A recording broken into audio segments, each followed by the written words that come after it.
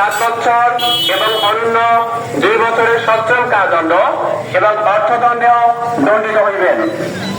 আদেশক্রমে গোলাম মোহাম্মদ বাতেন, জেলা প্রশাসক বাগেরহাট ও returning officer, দ্বাদশ জাতীয় সংসদ নির্বাচন ও গণভোট 2026। প্রচারে জেলা তথ্য অফিস, বাগেরহাট।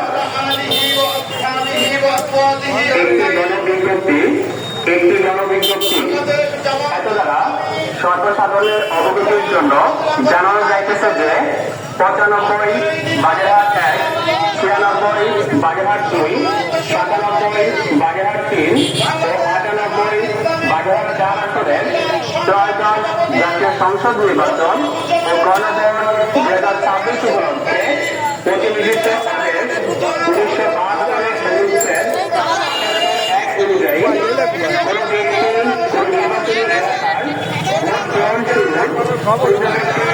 48 ঘন্টা এবং ভোট গ্রহণ সমাপ্তি পরবর্তী 48 ঘন্টা সময়ের মধ্যে অর্থাৎ আগামী 10 ফেব্রুয়ারি 2026 খ্রিস্টাব্দ তারিখ সকাল 4:30 হতে 12 ফেব্রুয়ারি 2026 খ্রিস্টাব্দ তারিখ সকাল 4:30 পর্যন্ত এবং 12 ফেব্রুয়ারি 2026 খ্রিস্টাব্দ তারিখ বিকাল 4:30 হইতে 14 ফেব্রুয়ারি 2026 খ্রিস্টাব্দ তারিখ বিকাল 4:30 পর্যন্ত উক্ত নির্বাচনী এলাকায় কোন জনসভা অনুষ্ঠান যোগদান করিলে বা কোনো ব্যক্তি কোনো মিছিলে বা শোভাযাত্রা সংগৃহীত করিলে বা ইহাতে যোগদান করিতে পারিবেন না।